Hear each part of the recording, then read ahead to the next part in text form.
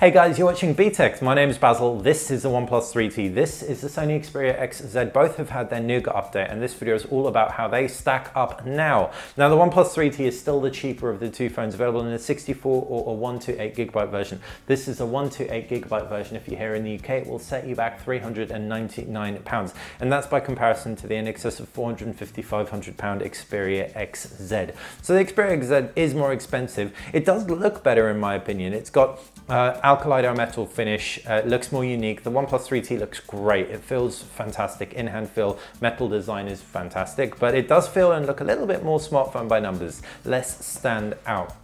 And that said, the other aspects of it are just better off the bat, and I'll come on to that a bit later. But sticking with the design for now, they've both got fingerprint scanners. It's at the base of the OnePlus 3T on the right-hand side of the Xperia XZ where the power button is. The Xperia XZ also has front-firing speakers, which justifies some of those bezels, and both of the phones have USB Type-Cs at the bottom. Now, there is a headphone jack on the top of the Xperia XZ, bottom of the OnePlus 3T, and the OnePlus 3T also packs its toggle, so you can flip between your silent modes. Now, when it comes to the displays, they both have customizable displays when it comes to color calibration, but they're different technologies, IPS versus AMOLED. So that means that the OnePlus 3T is going to have more punch, more pop, but the Xperia XZ may have a little bit more color integrity. What's really nice is the fact that these are, like I said, customizable, so you can tweak the screen calibration. I personally prefer the size and the technology behind the OnePlus 3T, though many of you will complain that AMOLEDs do suffer from burnout. What I'll also say is the fact that because it's a bit smaller, the Xperia XZ is that little bit sharper, both full HD resolution, each with their own user interface. The Xperia user interface has become more stock as the years have gone by. You can see you've got a horizontally scrolling applications tray, which isn't very stock, but you have your Google Now options to the left-hand side. And jumping into the apps tray, it's all very, very customizable. You can arrange the order of your apps, and that's why Sony's kept their own application system in. Pinch and you can get, or long press, and you can get an overview of your home screens, and you can change your settings, swap out themes, etc. It is customizable, but not quite as customizable as the OnePlus 3T's user interface. In this, you can even swap out between light and dark themes.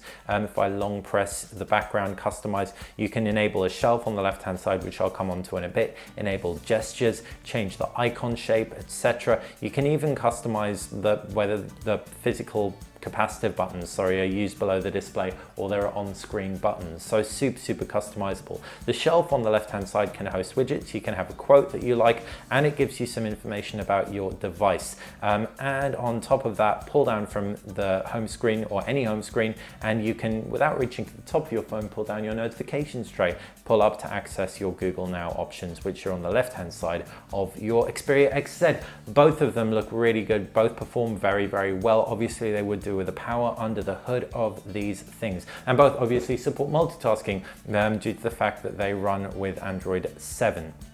Now, when it comes to the power under the hood, you have 6GB of RAM and a Snapdragon 821 inside the OnePlus 3T. This Xperia XZ is totally malnourished when it comes to RAM by comparison. Just 3GB, so half the RAM. You do have a Snapdragon 820, so still plenty powerful, but Sony really has been lagging behind when it comes to just getting as much RAM in its devices as other flagships. So 3GB of RAM, Snapdragon 820, and Antutu benchmarks around 14,000. That's versus 16,000 or thereabouts Antutu benchmark on this thing. Can pop Antutu open and you can see it's just shy of 16,000.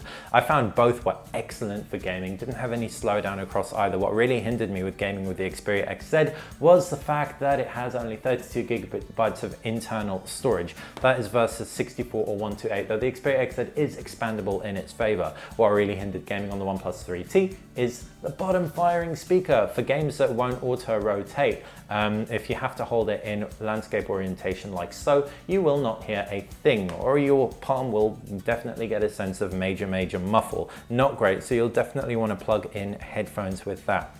When it comes to other multimedia, films, everything else looks great across both. Like I said, especially with the OnePlus 3T, you will want to plug in external speakers. But yeah, they both look really, really good and both go nice and bright and outdoors as well. The cameras are 16 megapixels across the front and back of the OnePlus 3T. The front camera is slightly worse, doesn't have the optical image stabilization, and it also doesn't have as large Micron pixels. You've got a 13 megapixel snapper and a 23 megapixel snapper on the Xperia XZ. Now these have their strengths and weaknesses. The optical image stabilization is really good for pictures, stuff like light trails, etc. But what I will say is the Xperia XZ is better for keeping that stabilization in play when it comes to video. They both can shoot 4K manual photography, although not the best manual photography, you can't get really long exposure, and yeah, I'd say they're both pretty on par when you count everything up camera wise. Both very, very strong players in that field. When it comes to other connections, NFC across both, though the NFC contact point on the Xperia XZ is weirdly at the front, and you also have all the 3G, Wi-Fi, 4G, Bluetooth, everything that you could want from these things. I'll have the fastest cat speeds that's available in the UK, and the USB Type-Cs at the base just ensure that physical connectivity is pretty future-proofed as well. And with that, we're just gonna round up on battery, and the Xperia XZ has a 3000 milliamp cell versus a 3400 milliamp cell on the OnePlus 3T. The OnePlus 3T will last that bit longer as a result, and generally it just means that at a cheaper price tag, it's better value for money, unless you really, really do value that Sony branding and that design as well. If you are looking at alternatives for a similar kind of video experience with great stabilization, you can pick up the Pixel XL, whereas an alternative to the OnePlus 3T cheap device or cheaper device with flagship type specs would be something like the Honor 8, which also has had its Nougat update too, and that is fantastic. So hopefully you've enjoyed this comparison between these two Nougat-laden devices. If you have, click that thumbs up button, like the channel, subscribe. That is how you are going to stay on top of everything we do here at BTech. Thanks for watching.